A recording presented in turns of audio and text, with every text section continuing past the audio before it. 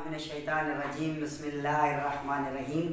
I am एहसान अली खान अपने YouTube channel बिस्मिल्लाह learning point पे। आज चलते हैं 9th मैथमेटिक्स उसकी एक्सरसाइज नंबर 1.3 क्वेश्चन नंबर 8 पे।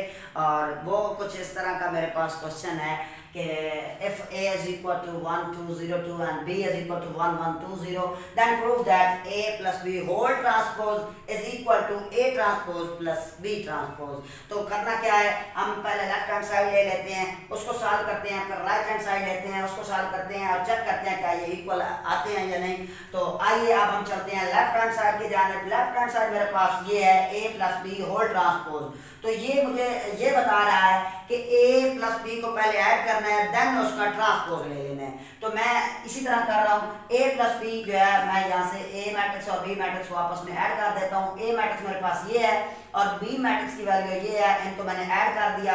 ऐड करना हम ऑलरेडी सीख चुके हैं कि फर्स्ट एलिमेंट को फर्स्ट एलिमेंट में, सेकंड को सेकंड में, थर्ड को थर्ड में और फोर्थ को फोर्थ में ऐड किया जाता है, या सब्ट्रैक्ट भी इसी तरह किया जाता है। तो ये मैंने इसी तरह इसको ऐड कर दिया है। तो ये मेरे पास कुछ इस तरह का मैट्रिक्स बन गया है 2 and 2 plus 1 3 2 और ये 1। तो अब हम ये मेरे पास a प्लस बी आ गया है। अब चूंकि मुझे a प्लस बी होल का ट्रांसपोज चाहिए तो अब मैं इसका ट्रांसपोज ले लेता हूँ। टेकिंग ट्रांसपोज, जब मैंने इसका ट्रांसपोज लिया तो ट्रांसपोज डियर स्टूडेंट हम जानते हैं कि किसी भी मैट्रिक्स के जो रोज हैं उनको कॉलम में चेंज कर दिया जाए, या जो कॉलम्स हैं उनको रोज में चेंज कर दिया जाए तो वो ट्रांसपोज बन जाते हैं। तो ये मेरे पास मैट्रिक्स जो आया है a प्लस बी, उसको मैंने ट्रांसपोज लेना है। तो मैंने इस पहली फर्स्ट रो जो है उसको फर्स्ट कॉलम में तब्दील कर दिया, इसी तरह सेकंड रो को सेकंड कॉलम में। तो ये मेरे पास a प्लस बी होल का ट्रांसपोज आ गया है। तो अब हम चलते हैं इसकी राइट हैंड साइड की जाने में और देखते हैं कि क्या ये इसके इक्वल आती है या नहीं। तो राइट हैंड साइड मेरे पास है a transpose plus b transpose. तो इसका कुछ थीम इस तरह का है कि ये बता ये यहाँ पे हमने प्रूव करना है कि a मैट्रिक्स का भी हमने ट्रांसपोज लेना है और b मैट्रिक्स का भी ट्रांसपोज लेना है और उसका जो है ना देन उसको ऐड कर देना है। तो मैंने भी ऐसा किया है, a को मैंने लिख लिया है कि वैल्यू ये है, b ये है, तो इसका मैंने ट्रांसपोज लिया। ट्रांसपोज लेना ऑलरेडी आप जानते हैं, तो मैंने इसका ट्रांसपोज लिया। ये मेरे पास a मैट्रिक्स का ट्रांसपोज आ गया है और ये b का ट्रांसपोज आ गया है। अब करना क्या है, a ट्रांसपोज को b ट्रांसपोज में ऐड कर देना है। तो a ट्रांसपोज ये इसकी वैल्यू मैंने यहाँ पे लिख दी, दरम्यान में प्लस है, और b ट्रांसपोज की वैल्यू मैंने यहाँ पे उठा के रख ली है। अब क्या करना है, इनको ऐड करना आप ऑलरेडी सीख चुके हैं। तो ये मैंने इनको ऐड कर दिया। ऐड करने के बाद 1 प्लस 1 2, 0 प्लस 2 2, 2 प्लस 1 3 और 1 प्लस 0 1 आ गया है। अब चेक करते हैं कि क्या ये लेफ्ट हैंड साइड जो है वो राइट हैंड साइड के इक्वल आ रही है या नहीं। तो देखते हैं हम कि हमारे पास लेफ्ट हैंड साइड क्या थी, वो थी 2 2 3 1 और राइट हैंड साइड भी मेरे पास 2 2 3 1 है। यूं हम कह सकते हैं कि left hand side is equal to right hand side.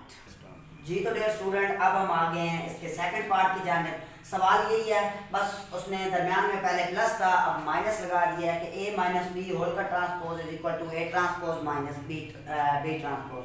तो इसको भी उसी तरह ही हमने करना है कि a minus B, left hand side मेरे पास ये है a माइनस बी होल का ट्रांसपोज। तो यहाँ से हमने करना क्या है कि a माइनस बी पहले निकाल लेना है। a माइनस बी हमने निकाल लिया, a की जगह पे मैंने a की वैल्यू लिख दी, दरमियान में यहाँ पे माइनस होना है। यहाँ पे ये a माइनस बी, इसका मतलब ये है कि a की जगह पे मैं a मैट्रिक्स की वैल्यू लिखूंगा और दरम्यान में माइनस, और b की जगह पे मैं b की वैल्यू लिखूंगा। मैंने यहाँ पे a और b की वैल्यू पुट कर दी है। अब माइनस का मतलब ये है कि हम इन दोनों मैट्रिक्सेस को जो है ना हमने माइनस करना है, इसको सब्ट्रैक्ट करना है। सब्ट्रैक्ट कैसे करते हैं ये ऑलरेडी आप पिछली वीडियोस में भी सीख चुके हैं कि फर्स्ट एलिमेंट को फर्स्ट एलिमेंट में से में ऐड करते हैं या सब्ट्रैक्ट करते हैं, सेकंड को सेकंड में से, थर्ड को थर्ड में से और फोर्थ को फोर्थ में से। इसी तरह आप यहाँ पे आप देखें तो 1 माइनस 1 2 माइनस 1 0 माइनस 2 और 1 माइनस 0। तो अब आप इसको मजीद आगे मुख्तसर करें तो ये मेरे पास आता है 1 माइनस 1 0, 2 माइनस 1 1 और यहाँ से ये माइनस 2 और ये 1 आ गया है। अब हमने करना क्या है, ये मेरे पास आ गया है a माइनस बी। तो अब हमने इसका क्या करना है, इस a माइनस बी ये मेरे पास आ गया है, इसका मैंने ट्रांसपोज लेना है, क्योंकि transpose a minus B whole का ट्रांसपोज लेना है। तो मैंने इसका जब ट्रांसपोज लिया तो वो मेरे पास कुछ इस तरह का बन गया 0 1 -2 और 1। अब हम चलते हैं इसकी राइट हैंड साइड की जानिब, वो ये है कि A transpose minus B transpose. इसका मतलब ये है कि हम फर्स्ट अपन A का ट्रांसपोज लेंगे और B का ट्रांसपोज लेंगे और ट्रांसपोज लेने के बाद A ट्रांसपोज को B ट्रांसपोज में से माइनस कर देंगे। तो A ट्रांसपोज लेना, ये ट्रांसपोज लेना आप ऑलरेडी पिछली एक्सरसाइज में समझ चुके हैं। तो ये ट्रांसपोज हमने ए का लिया, यानी रो को मैंने कॉलम में तब्दील कर दिया, फर्स्ट रो को फर्स्ट कॉलम, सेकंड रो को सेकंड कॉलम, तो ये ए का ट्रांसपोज आ गया। इसी तरह बी मैट्रिक्स का भी मैंने ट्रांसपोज लिया, फर्स्ट रो को फर्स्ट कॉलम, सेकंड रो को सेकंड कॉलम बना दिया है।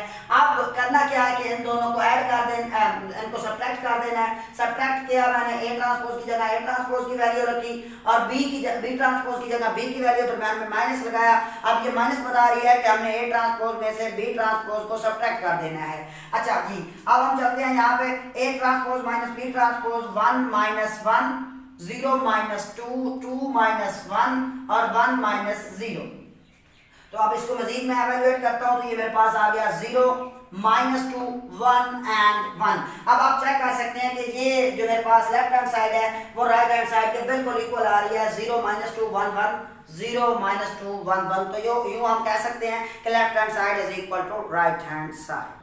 जी तो डियर स्टूडेंट, अब हम आगे हैं क्वेश्चन नंबर 8 उसका पार्ट नंबर 3 पे, कि वो कुछ इस तरह का है कि A + A transpose is a symmetric matrix.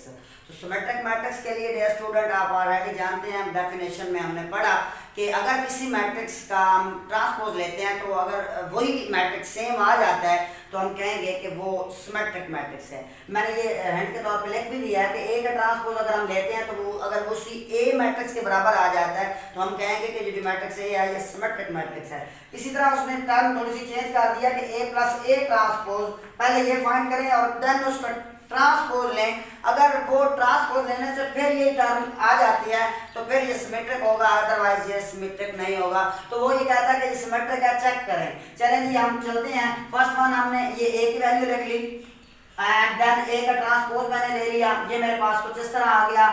Transpose क्योंकि हम जानते हैं कि किसी रो को कॉलम में तब्दील कर देना या कॉलम को जो है ना रो में चेंज कर देने से उसका ट्रांसपोज आ जाता है। तो A का मैंने ट्रांसपोज लिया, ये मेरे पास बन गया 1 2 0 1, यानी फर्स्ट रो को फर्स्ट कॉलम, सेकंड रो को सेकंड कॉलम बना दिया मैंने।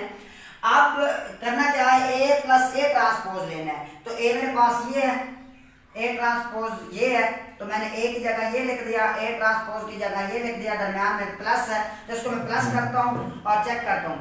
मैंने प्लस करना, आप जानते हैं कि फर्स्ट एलिमेंट को फर्स्ट एलिमेंट में, सेकंड को सेकंड में और थर्ड को थर्ड में ऐड करते हैं, फोर्थ को फोर्थ में ऐड करते हैं। तो मैंने इसी तरह इसको ऐड किया।